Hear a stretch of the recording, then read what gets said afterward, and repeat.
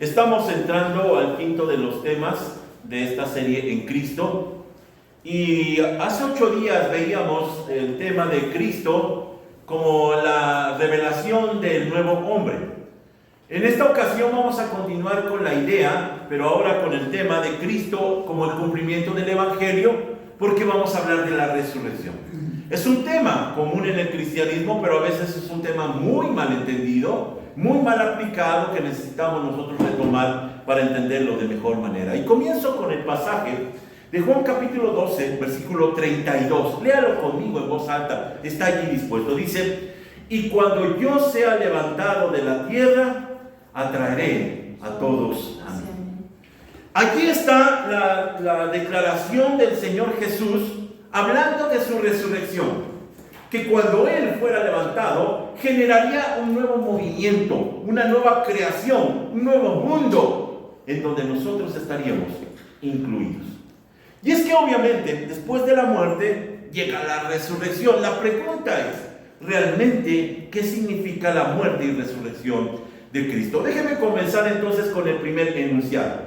En Cristo es el cumplimiento del Evangelio. Voy a utilizar allí un juego también de ideas. No solamente en Cristo es el cumplimiento del Evangelio, sino que también podemos decir que la resurrección es el cumplimiento del Evangelio. Cualquiera de los dos es correcto. En Cristo es el cumplimiento del Evangelio, la resurrección es el cumplimiento del Evangelio. Déjenme llevarlos entonces con Pablo. El apóstol Pablo, cuando está en ese ministerio de muerte, como él le llama, siendo un religioso legalista, él sabía que Jesucristo, aunque no lo conoció personalmente, había sido crucificado por ser un malhechor. Para el pueblo romano había sido alguien que hizo sedición, alguien que quería hacerse rey, pero para los judíos era un blasfemo, era un hereje. Así que cuando él está pensando en este asunto de Jesús, para él está muy claro que es un falso profeta.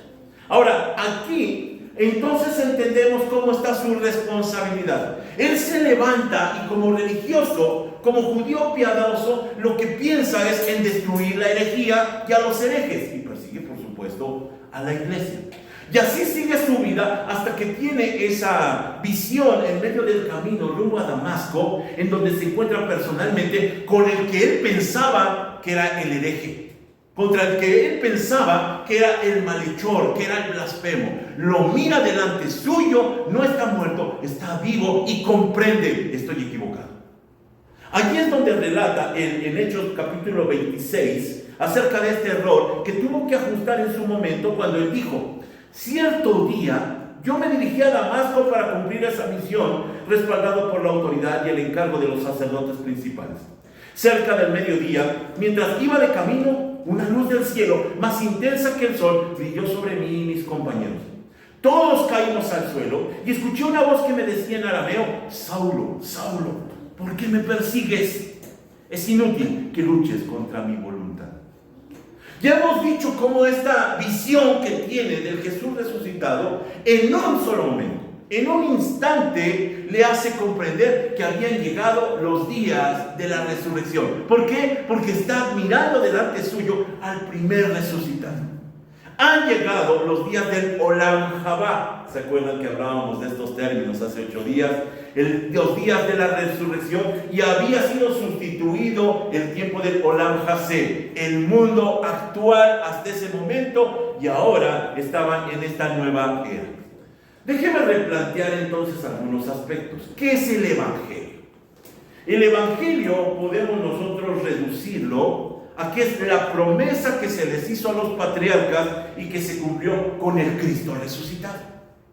Déjeme explicar un poco más, porque esto va a ser lo que nos dé la pauta para entender correctamente la resurrección. Si yo preguntara cuál es la promesa fundamental del Evangelio, podría yo responder con Génesis 12:3. Déjenme utilizar, por cierto, esta versión de Luis Duque, es un erudito en hebreo, que dice de esta manera: injertaré a los que te injerten a ti, y a los que te disminuyan desarraigaré, y serán injertadas en ti cualquier familia de la tierra.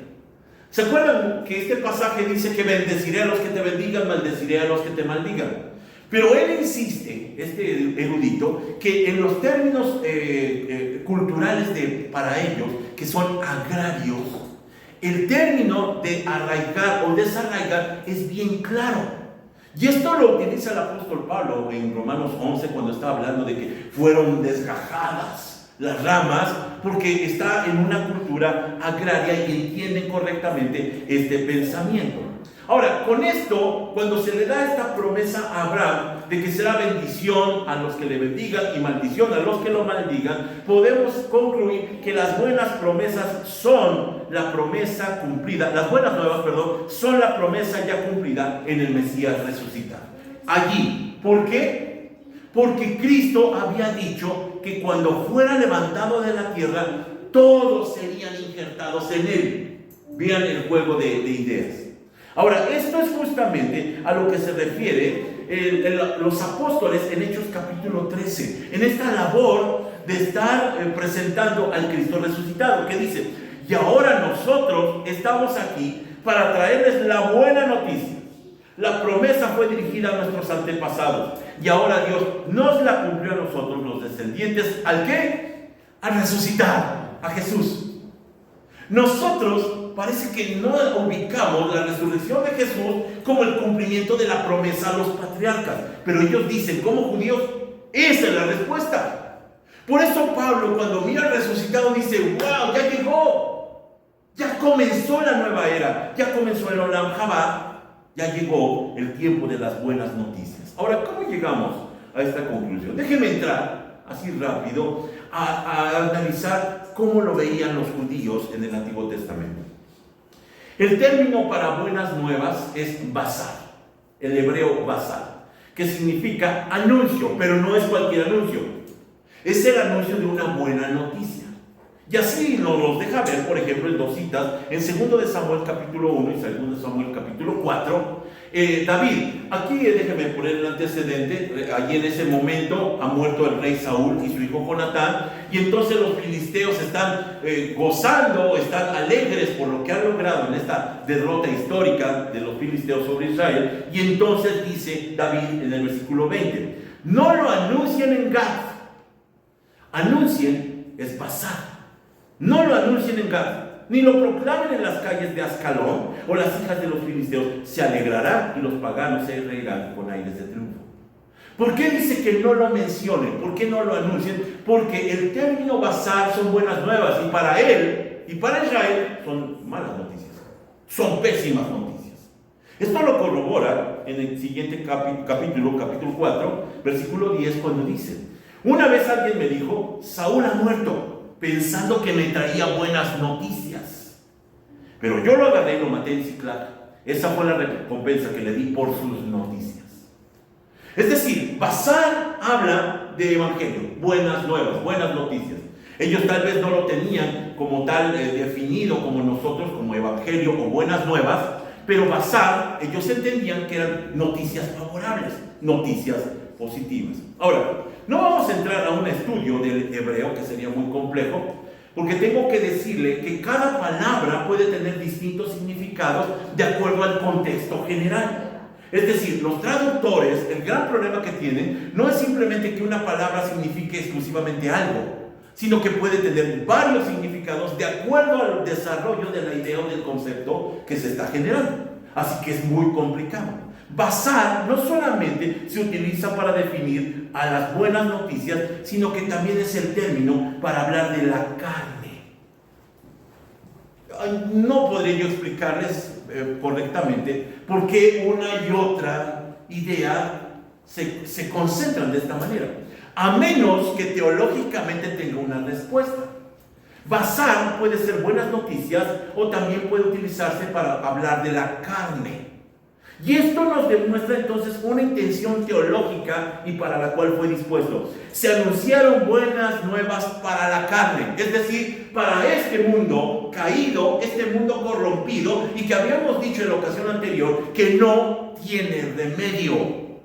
La corrupción en este mundo es tan profunda que podemos nosotros disciplinarnos y ponernos a dieta y podemos hacer miles de cosas, pero este cuerpo, este mundo no tiene remedio. podemos traer y pensar en el mejor de los gobiernos, no va a resultar. No va a haber cambios, no va a mejorar. Este mundo está corrompido por causa del pecado. Así que cuando se habla de buenas nuevas o buenas noticias, se habla de que hay esperanza para este mundo caído. ¿Esperanza cómo? Bueno, si la corrupción que tiene nuestro mundo y nuestro cuerpo y toda la sociedad es el pecado, la esperanza es que sean liberados de la esclavitud del pecado. El Señor Jesús dijo que todo el que hace pecado es esclavo del pecado. Allí estamos todos. Las buenas nuevas es, un día vas a ser liberado. Un día se te va a quitar esta esclavitud. ¿Cómo? Por medio de la resurrección. Por medio de matar a este cuerpo, a esta humanidad, e ir a la siguiente etapa, al Olam Jabá, al periodo de la resurrección. Miren, por ejemplo, algunos pasajes. Isaías 61:1, que está hablando de esto. Vemos cómo efectivamente el término se ha utilizado de formas ambivalentes. Dice: el Espíritu del Señor soberano está sobre mí, porque el Señor me ha ungido para llevar buenas noticias. Ahí está, basar a los pobres. Me ha enviado para consolar a los de corazón quebrantado y a proclamar que los cautivos serán liberados y que los prisioneros serán puestos en libertad. Esas son las buenas noticias. Las noticias que vamos a ser liberados del cuerpo y de esta humanidad y de esta corrupción. Resumido es, vamos a ser liberados del pecado. Así lo entiende el apóstol Pablo, por ejemplo, cuando escribe en Romanos capítulo 8, él dice: y los creyentes también gemimos, aunque tenemos al Espíritu Santo en nosotros como una muestra anticipada de la gloria futura, porque anhelamos que nuestro cuerpo sea liberado del pecado y del sufrimiento. Nosotros también deseamos con una esperanza ferviente que llegue el día en que Dios nos dé todos nuestros derechos como sus hijos adoptivos, incluido el nuevo cuerpo que nos prometió. ¿Se dan cuenta que aquí el nuevo cuerpo ya tiene implícito el asunto de la resurrección? El problema es que los teólogos han insistido que ese nuevo cuerpo solamente va a ser dado después de nuestra muerte física. Pero si hablamos de la resurrección de Jesús, podemos ser liberados de toda la carga nociva, putrefacta de nuestro cuerpo y aspirar, sin embargo, en vida a vivir en resurrección. Esto es lo que está diciendo el apóstol Pablo. Así que la combinación de conceptos, las buenas nuevas son para la carne, para la liberación de la misma. Es decir, un día el Señor en ese momento en el Antiguo Testamento decía: vas a ser liberado de la carne. Otro pasaje, Isaías 46. Dice: voz que decía, da voces, ahí está basada, es la proclamación del Evangelio. Y yo respondí: ¿qué tengo que decir a voces? Que toda carne, basar, es hierba, y toda su gloria como flor del campo. Es decir, va a ser quemado. Esto que nosotros somos va a ser quemado, no tiene importancia. Otro pasaje, Isaías 49, dice: oh Sión, mensajera de buenas noticias, basar, grita desde las cimas de los montes, grita lo más fuerte, oh Jerusalén, grita y no tengas miedo, dile a la ciudad de Judá, aquí viene su Dios. Proclamación del Evangelio. Hablar en forma enfática, constante del Evangelio. Y aquí se están relacionando entonces los términos de basar, carne, y basar como evangelio o como proclamación de buenas noticias. Así que podemos deducir que la resurrección es el cumplimiento o el resultado del Evangelio. Por eso es tan importante para el mundo cristiano. La resurrección implica que ya se han cumplido las promesas que se habían hecho a los padres, a los patriarcas. Ahora, aquí hay una nota muy importante. Los mismos enemigos de la fe fueron los que se dieron cuenta de esto. Ellos lo sabían. ¿Y se acuerda usted que los religiosos, los sumos sacerdotes, estaban preocupados después de la muerte de Jesús por algo? ¿Se acuerda? En Mateo 27 dice: al día siguiente, que era el día del descanso, después de la muerte de Jesús, los principales sacerdotes y los fariseos fueron a ver a Pilato. Le dijeron: Señor, recordamos lo que dijo una vez ese mentiroso cuando todavía estaba con vida: luego de 3 días resucitaré de los muertos. Por lo tanto, le pedimos que selle la tumba hasta el tercer día. Eso impedirá que sus discípulos vayan y roben su cuerpo y luego le digan a todo el mundo que Él resucitó de los muertos. Si eso sucede, estaremos peor que al principio. Entendían lo que significaba la resurrección. El peligro no se acababa simplemente con la muerte del blasfemo Jesús, sino que ahora el peligro, y ellos lo reconocen, es que llegue a pensarse que se resucitó. Así que estamos correctos que la resurrección es el cumplimiento de las promesas hechas a los padres. Segundo lugar, el segundo enunciado va en consecuencia. En Cristo es la renovación de todas las cosas. Ya se va entendiendo. Si la resurrección es el comienzo de una nueva etapa, por supuesto, en Cristo es la renovación de todas las cosas. Y es que la promesa no consistía solamente en ser añadidos a Cristo. Como ya vimos, la promesa era ser liberados de la carne, nuestra lucha diaria. Aquello en que usted y yo estamos inmiscuidos. Todos los días nos reconocemos mi forma de hablar, mi forma de actuar, mi forma de expresarme. Todo esto que termino al final del día tan arrepentido, ¿cómo lo voy a vencer? Pero hay una promesa, ser liberados de la carne. Déjeme retomar, la contaminación del hombre por el pecado, dijimos, lo había hecho irreparable. No hay nada que hacer con esta humanidad. Ni se espante cuando un familiar, cuando un vecino, cuando un amigo le falle. Ni se espante. ¿Qué se puede esperar? Somos irreparables. Así que lo único que se podía hacer con ese ser irreparable era destruirlo. Destruirlo en la cruz.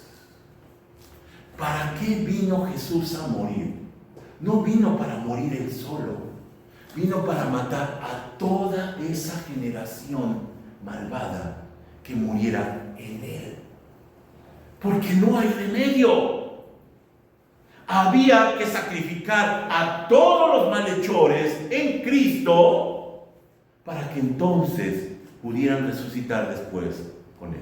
Mira otra vez, ¿cómo lo resume el apóstol Pablo? El genio teológico, Romanos 6:4, dice: pues hemos muerto y fuimos sepultados con Cristo mediante el bautismo.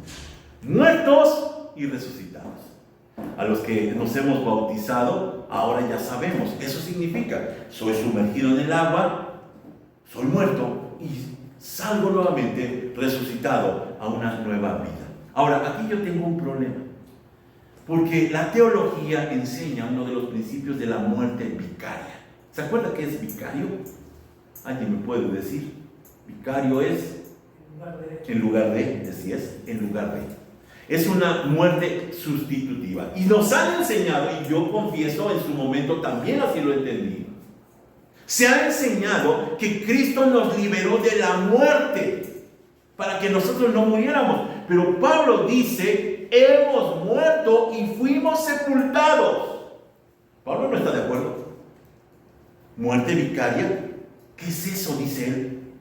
Hemos muerto. Cristo no lo evitó. Al contrario, cuando nosotros vemos la cruz, por fe estamos incluidos en esa muerte.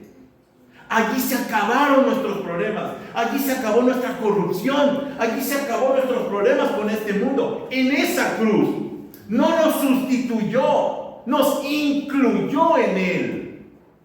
Déjenme explicar un poco mejor. Mateo capítulo 5, en el Sermón del Monte, el Señor Jesús comienza con estas palabras que han sido tan malentendidas. Dice: no malinterpreten la razón por la cual he venido.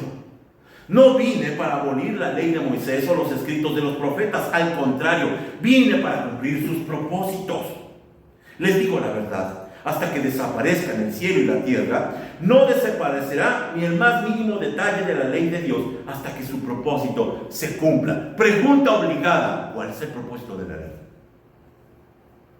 ¿Para qué fue dada la ley?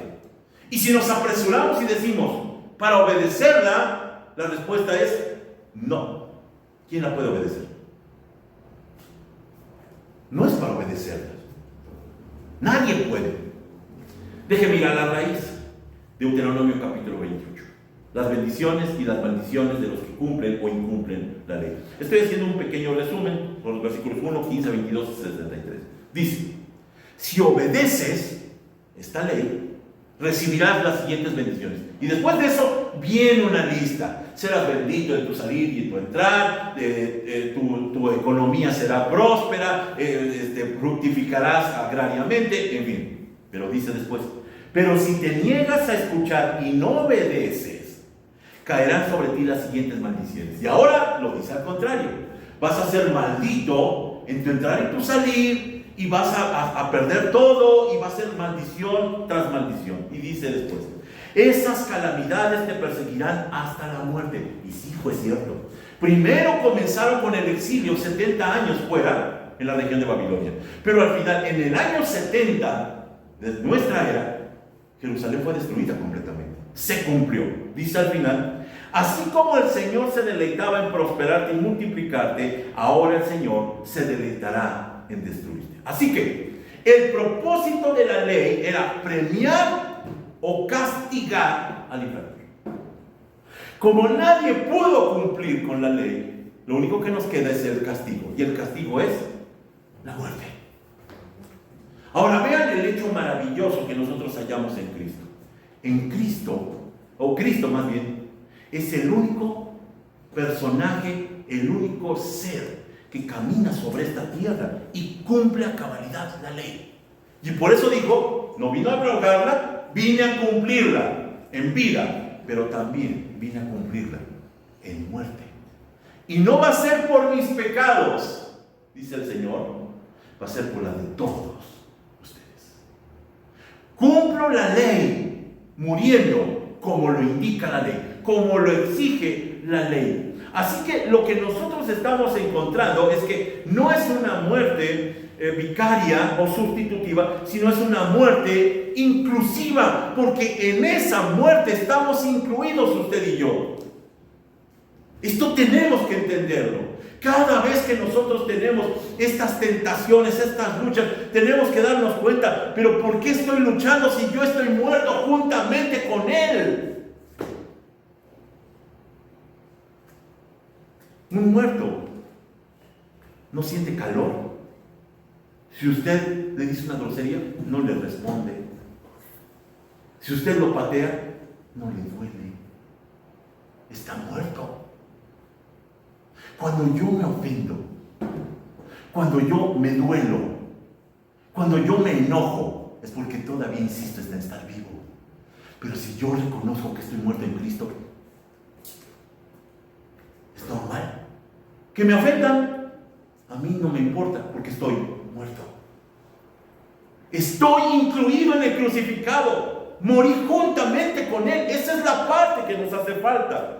Aquí es donde justamente Pablo lo entiende correctamente. Y mire, su testimonio es maravilloso. Léalo conmigo. 2 Corintios 4:10. Léalo en voz alta. Dice: llevando siempre en el cuerpo por todas partes la muerte de Jesús, para que también la vida de Jesús se manifieste en nuestro cuerpo. ¿Por qué todo el tiempo llevaba el apóstol Pablo la muerte de Cristo? Porque quería que se manifestara su resurrección, y está todavía en vida. La muerte puede ser vencida, la carne puede ser vencida si yo muero todos los días en la cruz. Por consecuencia, puedo vivir una vida nueva. Solamente entregarme como sacrificio vivo a Dios.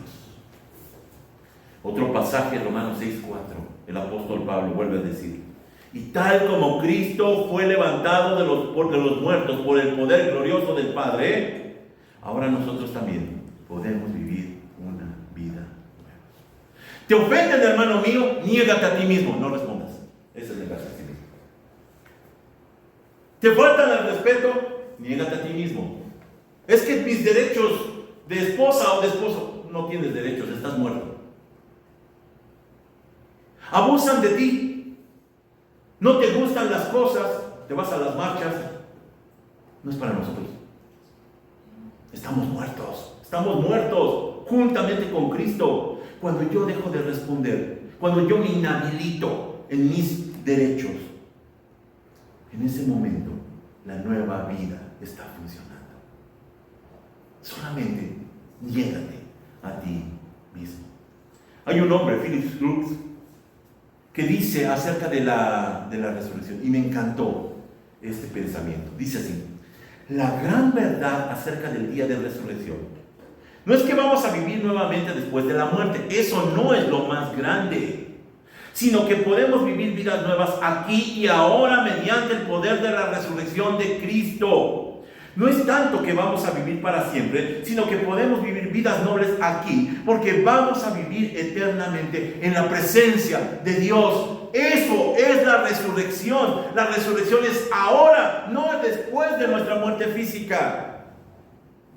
Hoy podemos vivir vidas nuevas, porque tenemos, escuche, el poder de la resurrección de Cristo. Pero no lo hemos experimentado. No sabemos qué es eso, porque no hemos comenzado por morir, por negarnos a nosotros mismos. Dejar atrás esa corrupción que insiste en venir y volver a despertar. El apóstol Pablo lo ejemplifica cuando dice que quien ha muerto su esposo ya no está atado. Nosotros estamos muertos. Muertos, entonces ya no puede atarnos ni la ley, no puede atarnos la corrupción, no puede atarnos la muerte, no puede atarnos el pecado. Estamos muertos. Estamos hoy vivos para Cristo Jesús. Así que sí, podemos anhelar vivir vidas distintas. Que nuestra boca fluya la resurrección de Cristo. Que nuestras acciones ahora sean distintas a lo que antes comúnmente hacíamos. Voy a terminar con un tercer punto. Esta alocución dice: en Cristo es la convocación del Evangelio. Voy a atar lo que inicialmente comenzábamos con este término basar, que es la convocación del Evangelio, y voy a cerrar con este asunto de la resurrección también. Y me refiero a Isaías 27:13. Vea por favor, y creo que aquí muchos vamos a reconocer que nos hemos equivocado durante muchos años. Dice Isaías 27: en aquel día se tocará la gran trompeta, y muchos de los que se morían en el destierro en Asiria y en Egipto regresarán a Jerusalén para adorar al Señor en su monte santo. La gran trompeta. Obviamente es la trompeta a la que se refiere el apóstol Pablo. Primera Tesalonicenses 4:16. ¿Se acuerdan? Pues el Señor mismo descenderá del cielo con un grito de mando, con voz de arcángel y con el llamado de trompeta de Dios. ¿Para qué decimos que sirve ese pasaje? Para el tiempo de la resurrección. Pero nosotros estamos pensando que la resurrección más adelante. Vean cómo lo tenemos que entender. Para empezar, déjeme decir, esto es un dato simplemente para que usted lo busque, Levítico 23, 24 y 25. Encontramos para qué servían las trompetas. Las trompetas eran para convocar al pueblo. Cuando había una crisis, cuando había algo que celebrar, cuando había una fiesta, se sonaban las trompetas y entonces venía el pueblo. Eso tiene un símbolo, es un símbolo muy importante de convocación, porque el Evangelio, ya lo vimos, es convocación. Está convocando a la gente para que venga, para que escuchen, para que sean transformados. Por ejemplo, en Romanos 10:14, el apóstol Pablo utiliza esta idea cuando dice: pero ¿cómo pueden ellos invocarlo para que los salve si no creen en Él? ¿Y cómo pueden creer en Él si nunca han oído de Él? ¿Y cómo pueden oír de Él? A menos que alguien se lo diga. No han sido convocados. Hoy estamos haciendo un ejercicio de convocación. Se está convocando a que aquel que escucha y crea, venga a Jesús.